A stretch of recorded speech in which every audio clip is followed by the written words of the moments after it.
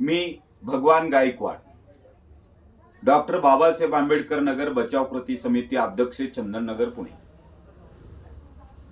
शांततेचा मार्ग दाखवणारे तथागत भगवान गौतम बुद्ध, रयतेचे राजे छत्रपती शिवाजी महाराज, भारतीय राज्यघटनेचे शिल्पकार विश्वभूषण भारतरत्न डॉक्टर बाबासाहेब आंबेडकर, लोकशाहीर अण्णाभाऊ साठे, माता रमाई, माता जिजाई, माता भीमाई या सर्व महापुरुषांना या ठिकाणी अभिवादन करून आज मी आपल्या समोर नम्रपणे सर्व भारतीयांना एक भारतीय नागरिक म्हणून नम्रपणे आवाहन करतोय। दिनांक 15 जानेवारी 2026 रोजी या महाराष्ट्रामध्ये सर्व महानगरपालिकेची विलेक्शन चालू आहे। महानगरपालिकेच्या विलेक्शनचं बगुल वाजून ती तारीख 15 जानेवारी 2026 रोजी आपण या भारताला सुसंस्कृत भारत, सुदृढ भारत आणि स्वच्छ भारत या जगामध्ये भारत देश हा एक चांगल्या प्रकारे ओळखला आला पाहिजे।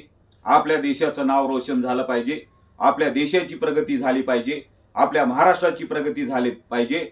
या सर्व विचाराला अनुसरून भारतीय राज्यघटनेचे शिल्पकार भारतरत्न डॉक्टर बाबासाहेब आंबेडकरांनी अहोरात्र मेहनत करून, दिवसाची रात्र आणि रात्रीचा दिवस करून या भारताची राज्यघटना लिहिली।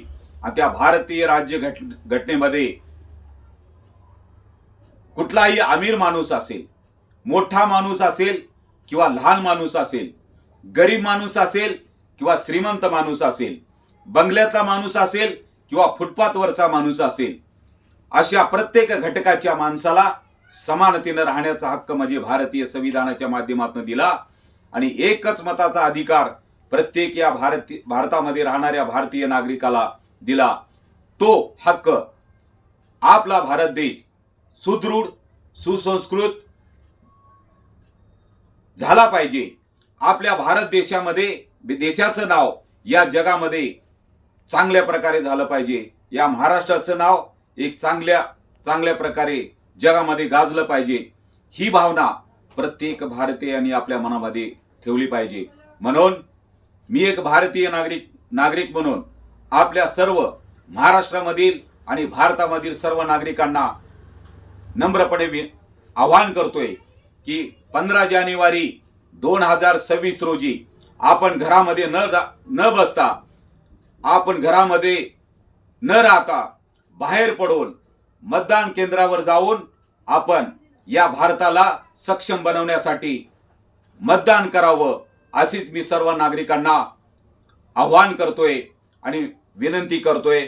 जय भीम, जय महाराष्ट्र, जय भारत।